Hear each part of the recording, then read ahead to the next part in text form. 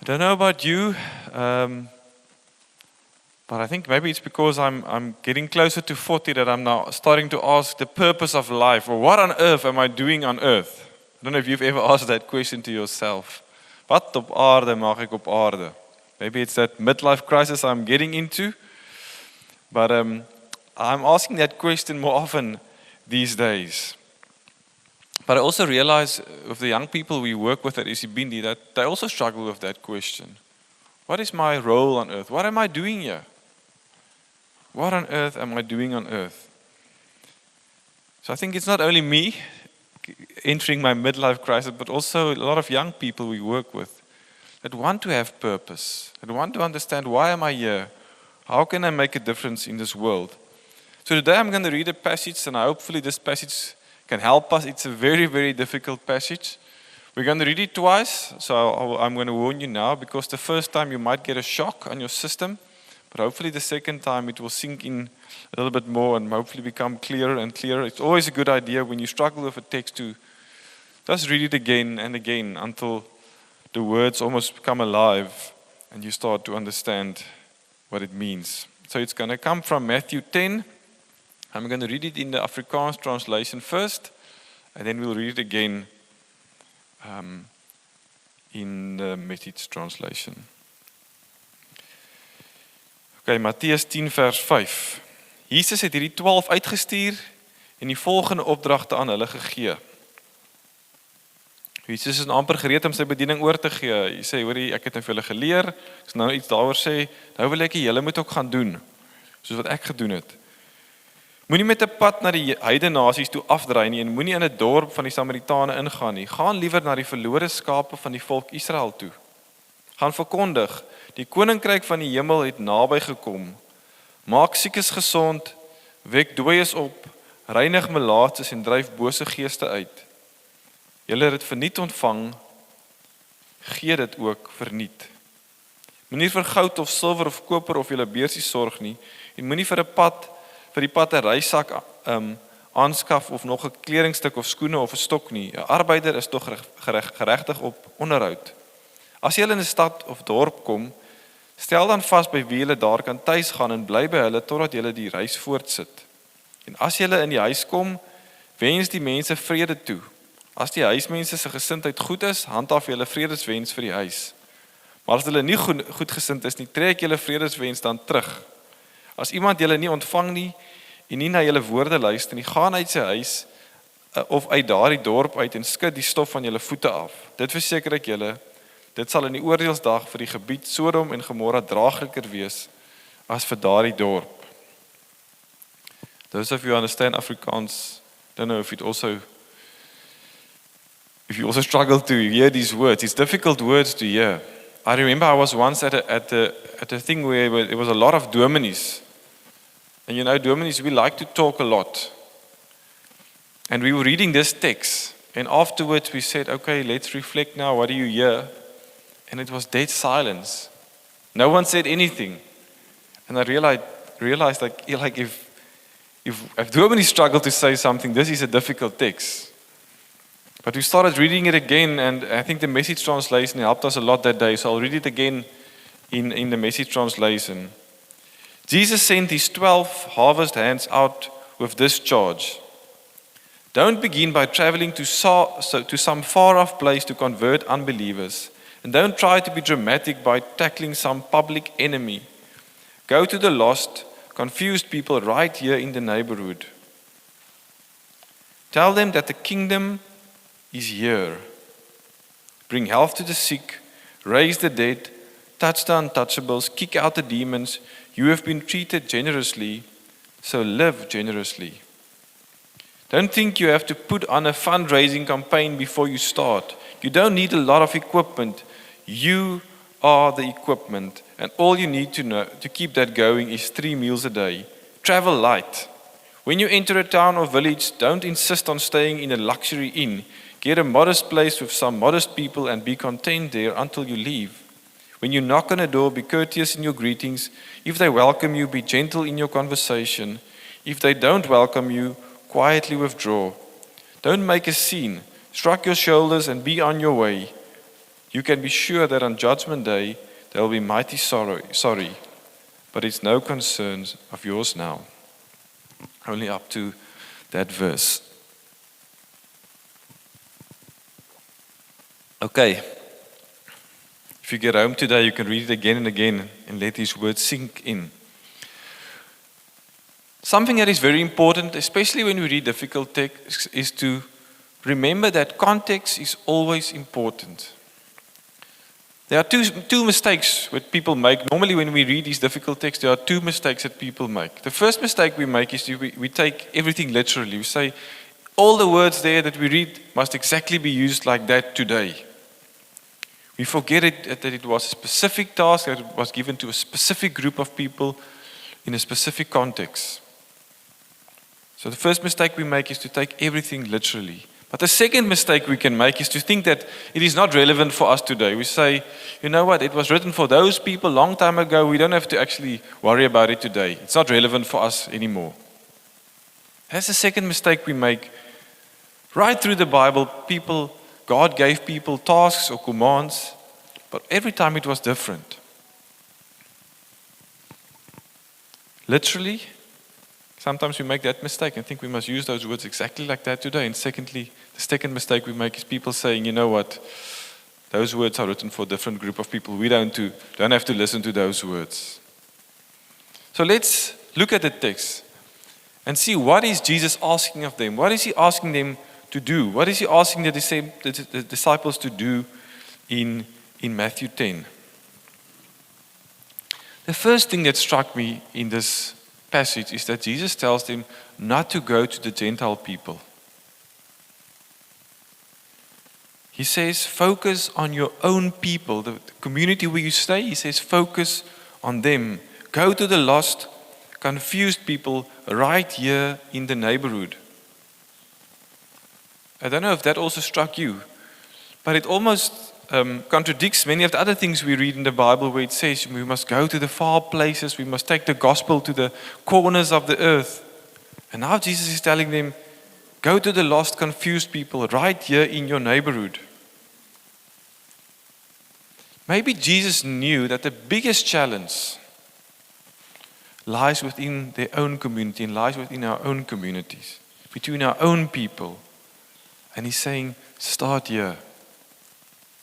Start here. Just listen to the previous chapter. This is chapter 10, chapter 9, verse 36. The last part of that chapter says, when Jesus looked over the crowds, his heart broke. So confused and aimless they were, like sheep with no shepherd. And now he's telling them, start here. Before you go to all these far off places, start here. Maybe it's also because Jesus knew that the best way to spread the gospel is if we actually demonstrate it within our own community. The best way to demonstrate the gospel is if it is lived. If it is lived. We can't go far and teach love and show love if we can't even love our own brothers and sisters in our own community. Jesus is saying, let the way you live and the way you love each other within your own community be the biggest testimony to take into the world. Many times we want to go far, but we can't even love our brother and sister sitting next to us in church. And maybe that is why Jesus is so hard on them. Because it can so easily happen that we look over the borders, that we look over to other countries and we see all the mistakes they make and the things they do wrong. And we think we must go and show them. But within our own community, we don't see what is wrong and what we are doing wrong. It's so much easier to look far and see the mistakes of other people than to look within our own community. We sometimes even get blind for those things in our own community that is not right. And Jesus says, start here. There's lots of work to do in your own community. I've been on many outreaches, and outreaches really changed my life. So please, if you have opportunity to ever go on one, do that. But I realized when I read this text that I sat in the most rural villages in Namibia and Mozambique, and I shared the gospel with other people. But I can't imagine doing that with my neighbor in town who's from Netherlands.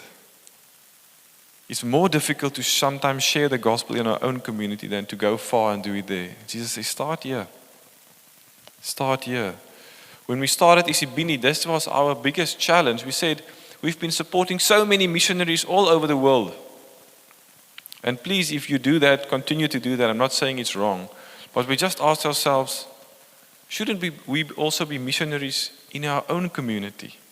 And what does it mean to be a missionary? And we said we want to show in a practical way, we want to show the love of Jesus to young people in our community that struggle. And that's why we started the first house for young people in say, we want to also start here.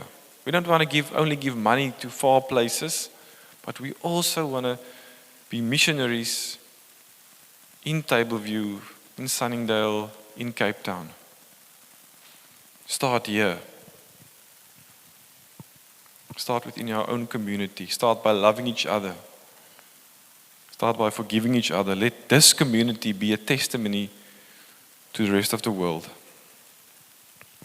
The second thing in this text I want to say something about is the commands or the tasks that Jesus gives them. What does he say? He says, bring health to the sick, raise the dead, touch the untouchables, kick out the demons.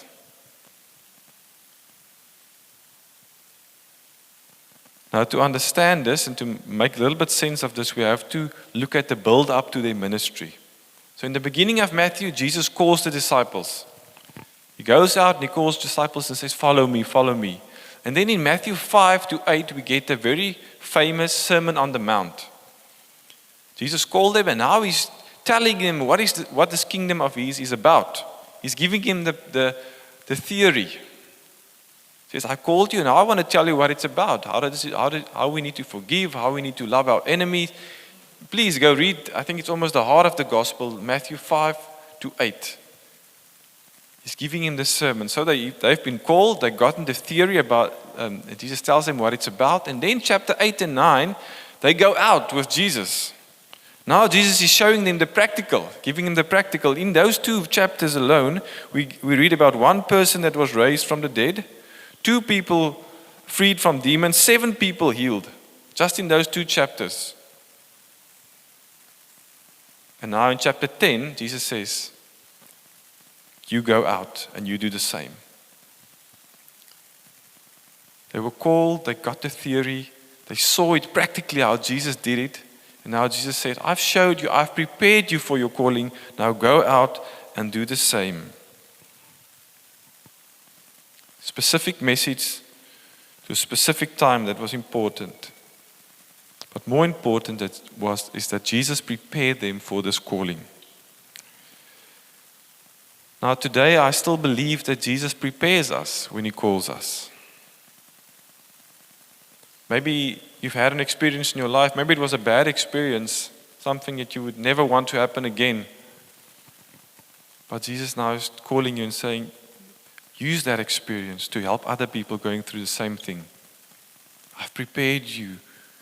Now I want to call you. Maybe it's a specific gift that you've got from God. Maybe you're just good in working with kids or helping people.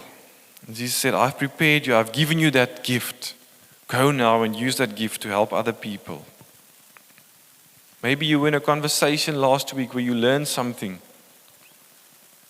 And then this week you find yourself in a space or with someone, you realize that conversation was God preparing you for this moment that you are in now. And then he uses this word in Afrikaans, julle het verniet ontvang, gaan gee dit ook verniet. English says, you have been treated generously, so live generously. Afrikaans says, you've got it for free. These gifts that I've given you, the experiences I've given you, the preparation I've given you, it's for free. Now go and use it to bless other people. I wonder what message Jesus would give each one of us this morning. I can't answer that question for you, but maybe God has prepared you for something special that he wants to use you for. What is bothering you in this community? What do you feel is not right in this community, in this area? And what gifts has God given you to use to make it better?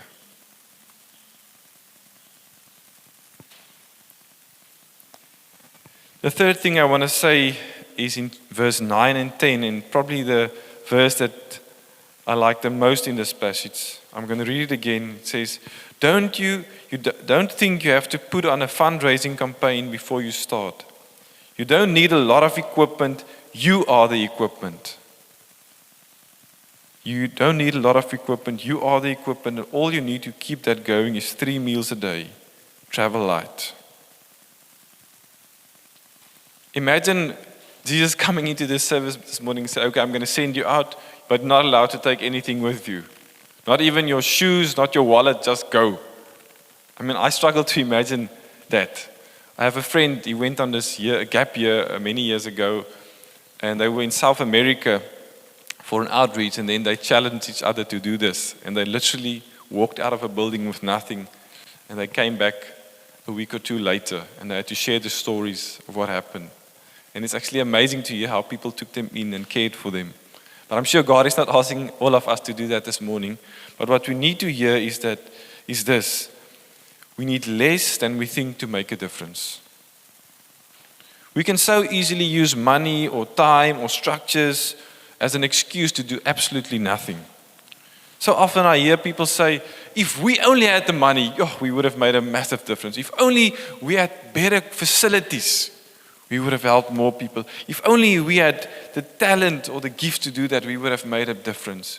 If only we had this, we would have made a difference. And then the text says, but the biggest gift you can give is yourself. You are the equipment. You are the equipment. At Isibindi, we always try to remind ourselves that we want to move from charity to community. In charity, what do? We give something. But in community, we give ourselves.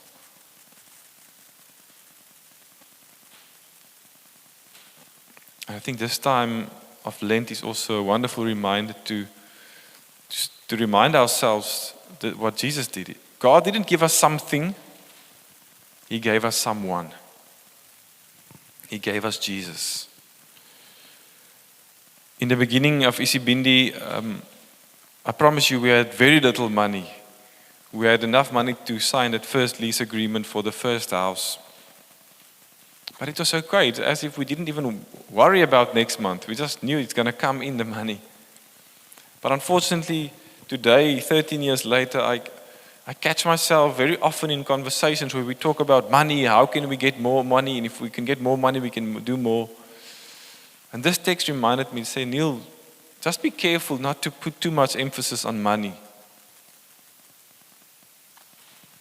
Because even if you have all the money, you don't have the people to give themselves and to be role models for young people and to come and share a meal with the young people and come and help the young people,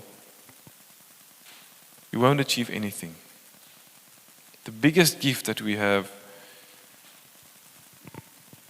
is people giving themselves for the young people. It's the person who comes every Thursday night and shares a meal and becomes a role model for the young girl who doesn't have any parents. Or the person who pitches up every Wednesday night and helps with homework and maths and whatever the young kids struggle with.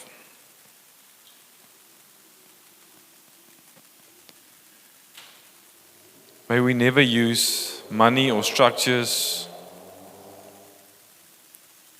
as an excuse to do nothing. But may I rather ask, what has God given me and how can I use that? Because the biggest gift I can give this world is just me and what God has given me. The last thing we hear in this text, and this is probably the most difficult part of the text, and I'm not going to say too much about it. I think we should rather make a whole sermon about that. But it says, when you knock on a door, be courteous in your greetings. If they welcome you, be gentle in your conversation. If they don't welcome you, quietly withdraw. Don't make a scene. Shrug your shoulders and be on your way. You can be sure that on Judgment Day they'll be mighty sorry. But it's no concern of yours now. It's difficult to understand this part. It almost sounds like a judgment towards the people who don't welcome them. So I'm just going to say two things about this last part, but I think we can say a lot more. I think firstly we should realize this Bible text or this passage is also about hospitality. And that is why he's referring in Afrikaans, especially to, I don't know, use Sodom and Gomorrah. He's referring to them. Because what did they do wrong? They did not welcome the foreigners or visitors into their community.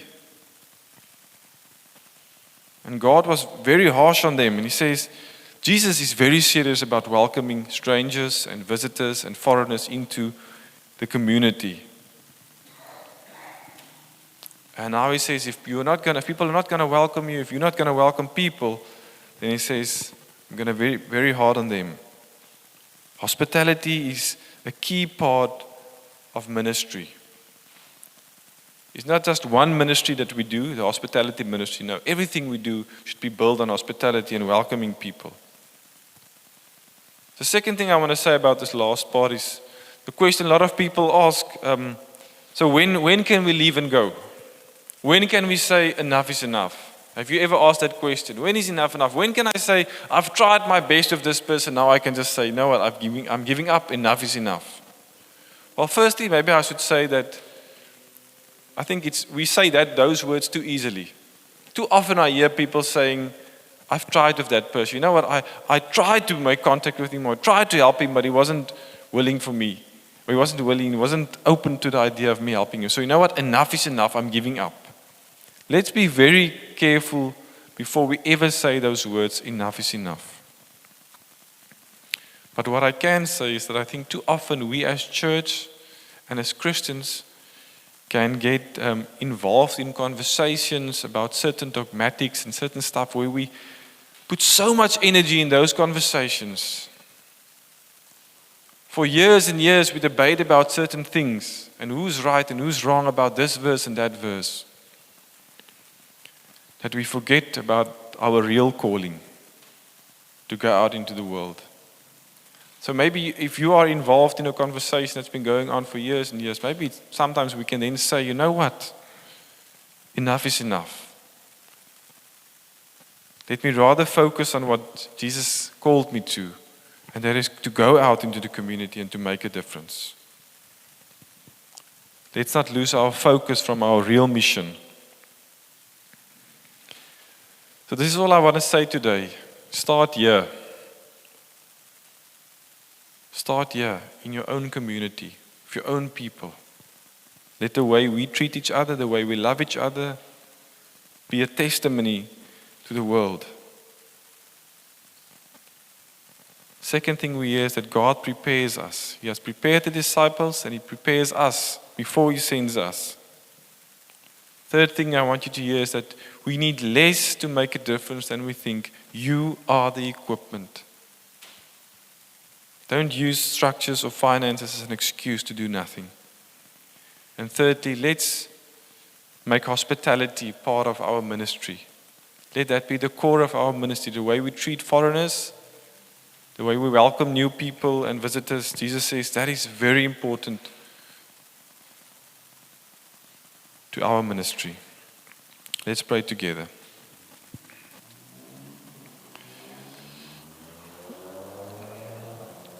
Jesus, thank you that you still send people to do your work. Thank you that you believe in us and that you think that we can do what you did.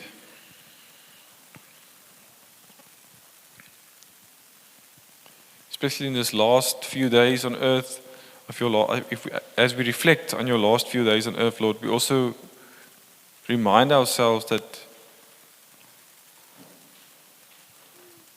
you told people that you can now go and do what I did. That you are now sending people to do your work. Thank you for still sending normal people like myself and every person here. That you still tell us to go. Lord, help us to truly believe that we are the equipment.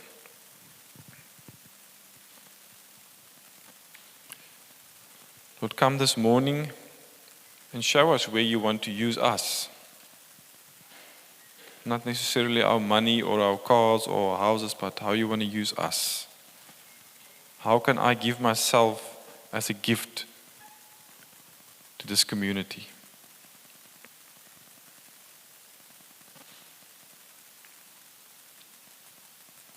I really pray that this church will be an example for others in the way they treat each other, the way they love each other, and the way they care for this community. Amen.